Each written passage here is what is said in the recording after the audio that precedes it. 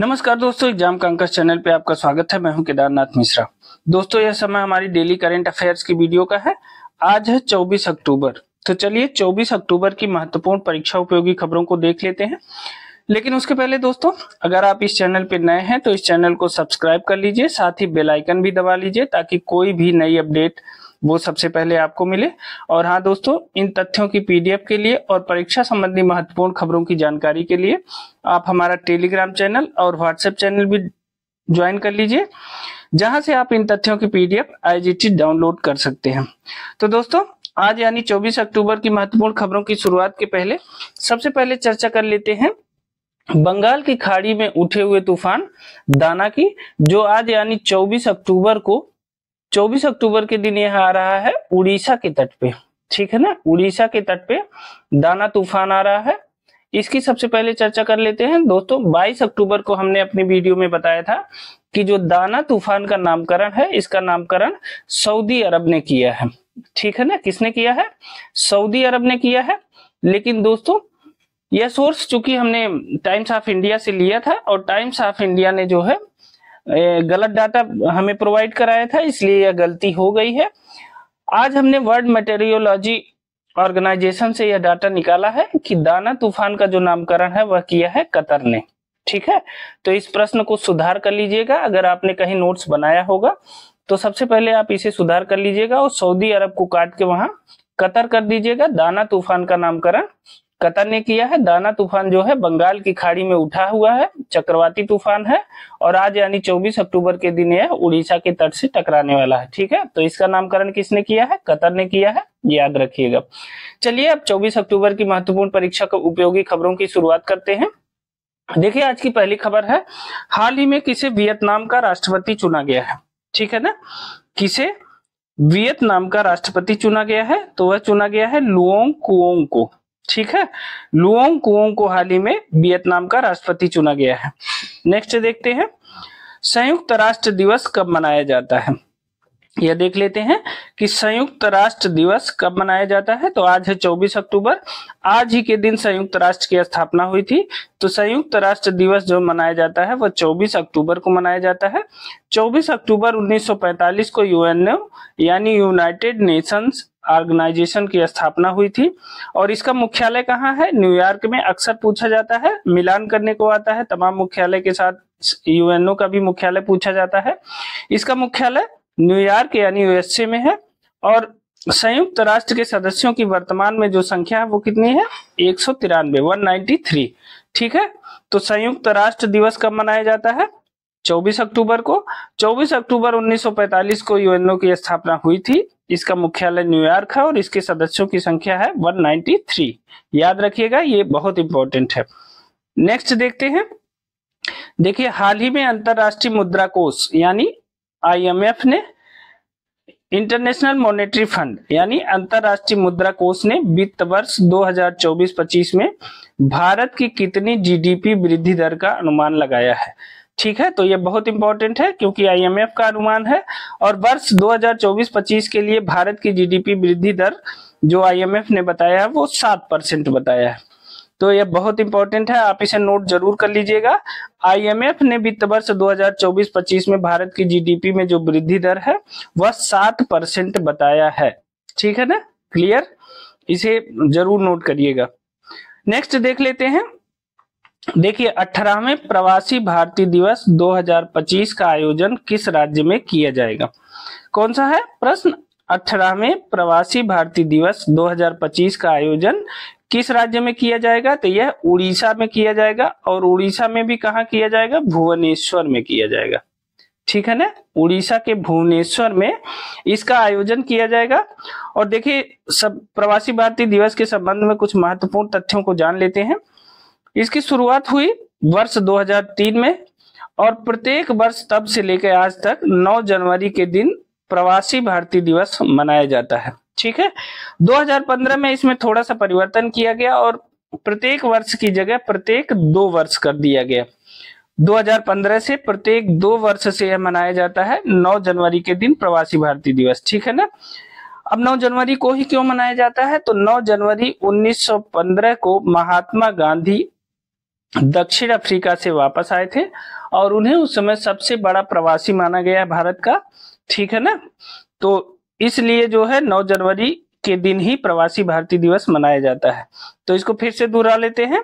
देखिए, सबसे बड़ी बात है कि यह 18वां प्रवासी भारतीय दिवस है जो 2025 में आयोजित होगा और यह उड़ीसा के भुवनेश्वर में आयोजित किया जाएगा, ठीक है ना। और इसकी शुरुआत, प्रवासी भारतीय दिवस मनाने की शुरुआत हुई वर्ष 2003 से। वर्ष 9 जनवरी के दिन यह मनाया जाता है, ठीक है ना।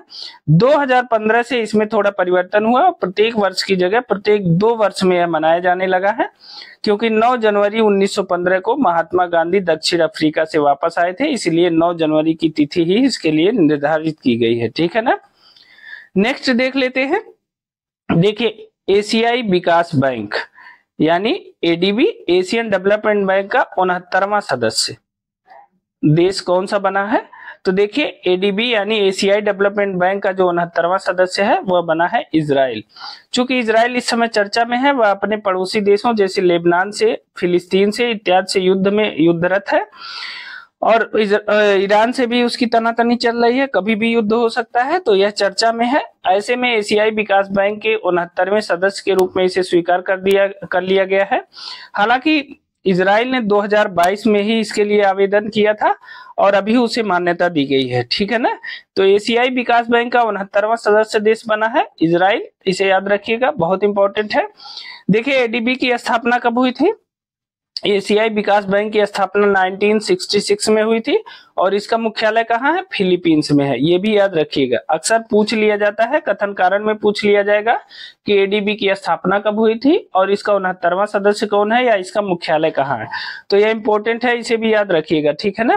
तो एडीबी की स्थापना 1966 में हुई थी और इसका मुख्यालय है फिलीपींस में। नेक्स्ट देख लेते हैं। देखिए, एक पुस्तक का नाम है जिसका नाम है विटनेस। विटनेस किस भारतीय खिलाड़ी की आत्मकथा है? तो यह है साक्षी मलिक की आत्मकथा। आप जानते हैं ये भारत की पहली महिला रेसलर रही हैं जिन्होंने ओलंपिक में कोई पदक जीता है, ठीक है ना। तो विटनेस जो है यह साक्षी मलिक जो भारतीय महिला पहलवान खिलाड़ी हैं, ठीक है, इनका जो है इनकी आत्मकथा है विटनेस, इसे याद रखिएगा। चूंकि इसमें कुछ विवादित तथ्य भी दिए गए हैं इसलिए यह इंपॉर्टेंट हो जाता है, इस समय यह चर्चा में है। विटनेस जरूर याद रखिएगा, यह कोई भी परीक्षा हो, चाहे आरओ की है, चाहे यूपीपीसीएस की है, बीपीएससी की परीक्षा के लिए भी यह बहुत इंपॉर्टेंट है। विटनेस किस भारतीय खिलाड़ी की आत्मकथा है? तो साक्षी मलिक की आत्मकथा है, ठीक है ना। नेक्स्ट देखते हैं। हाल ही में संयुक्त राष्ट्र जैव विविधता सम्मेलन COP 16 कहाँ शुरू हुआ? क्या है? हाल ही में संयुक्त राष्ट्र जैव विविधता सम्मेलन यानी COP 16 की शुरुआत कहाँ हुई है? वह हुई है कोलंबिया में, ठीक है ना। तो संयुक्त राष्ट्र जैव विविधता सम्मेलन COP 16 की शुरुआत हुई है कोलंबिया में, बहुत इंपॉर्टेंट है, आने वाली सभी परीक्षाओं में के लिए यह प्रश्न बहुत इंपॉर्टेंट है, ठीक है ना। तो संयुक्त राष्ट्र जैव विविधता सम्मेलन यानी COP 16 की शुरुआत कोलंबिया में हुई है, आप इसे नोट कर लीजिएगा, इंपॉर्टेंट फैक्ट है, ठीक है ना। नेक्स्ट देख लेते हैं।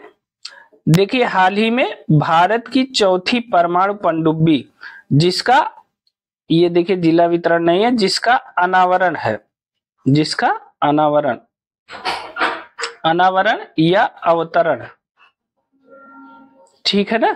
तो हाल ही में भारत की चौथी परमाणु पनडुब्बी जिसका अवतरण हुआ विशाखापत्तनम में किया गया है। इस पनडुब्बी का नाम क्या है? तो देखिए INS अंडमान, ये गलत है, यस-4 नाम दिया गया है, ठीक है ना। तो हाल ही में भारत की जो चौथी परमाणु पनडुब्बी है जिसका अवतरण हुआ है विशाखापत्तनम में और इसका नाम है यस-4, ठीक है ना। और यह अरिहंत श्रेणी की चौथी परमाणु पनडुब्बी है। किसकी है? अरिहंत श्रेणी की यह चौथी परमाणु पनडुब्बी है, यह भी ध्यान रखिएगा। देखिए, जो भारत की परमाणु पनडुब्बी का इतिहास है, सबसे पहले आया था INS चक्र जिसे S1 नाम दिया गया था। क्या था? INS चक्र नाम दिया गया था, ठीक है।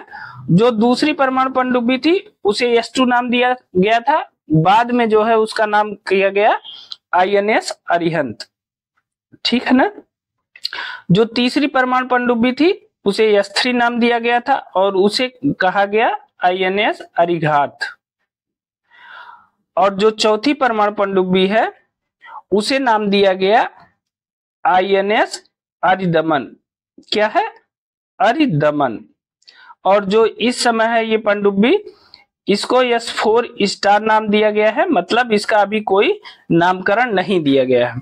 अब आप सोच रहे होंगे कि हमने प्रश्न में लिखा है कि यह चौथी परमाणु पनडुब्बी है, तो हमने 5 परमाणु पनडुब्बियों के नाम क्यों गिना दिए।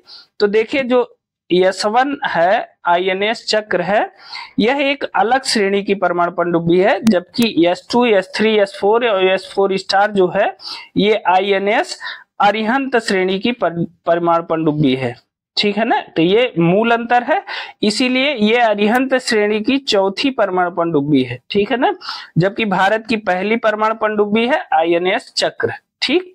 इस बात को एकदम क्लियर करिएगा कि अरिहंत श्रेणी की ये चौथी परमाणु पनडुब्बी है, S4 स्टार जिसे नाम दिया गया है। जबकि टोटल परमाणु पनडुब्बियों की संख्या अगर भारत में देखेंगे तो यह 5वीं परमाणु पनडुब्बी है, ठीक है ना। INS चक्र जो है S1 श्रेणी थी, S1 नामकरण किया गया था, और यह भारत की पहली परमाणु पनडुब्बी थी। तो दोनों बातें क्लियर हो गई। अरिहंत श्रेणी की चौथी परमाणु पनडुब्बी है। अगर टोटल परमाणु पनडुब्बियों की चर्चा की जाएगी तो यह भारत की 5वीं परमाणु पनडुब्बी है, ठीक है। चलिए नेक्स्ट देखते हैं, हाल ही में किस राज्य ने 26वीं राष्ट्रीय पैरा तैराकी चैंपियनशिप जीती है, ठीक है। किस राज्य ने 24वीं राष्ट्रीय पैरा तैराकी चैंपियनशिप जीता है, तो यह जीता है कर्नाटक ने, ठीक है। 24वीं राष्ट्रीय पैरा तैराकी चैंपियनशिप का विजेता कौन बना है, कर्नाटक बना है। देखिए इसका आयोजन किया गया है पणजी गोवा में, ठीक है। दूसरा स्थान इसमें प्राप्त किया है महाराष्ट्र ने, और तीसरा स्थान प्राप्त किया है राजस्थान ने। तो यह भी तथ्य याद रखिएगा।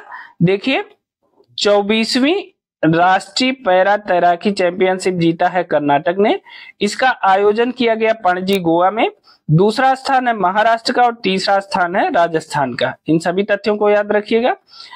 अगला देख लेते हैं, हाल ही में देश के पहले सतर्क पार्क का उद्घाटन कहाँ किया गया। हाल ही में देश के पहले सतर्क पार्क का उद्घाटन कहाँ किया गया है, तो यह किया गया है पुणे में, ठीक है।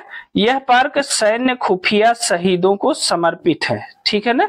तो सबसे पहले जानिए कि सतर्क पार्क का उद्घाटन कहाँ किया गया है, तो यह किया गया है पुणे यानी महाराष्ट्र में किया गया है, ठीक है ना। और यह पार्क किससे संबंधित है, सतर्क पार्क का संबंध किससे है, तो यह पार्क सैन्य खुफिया शहीदों को समर्पित है।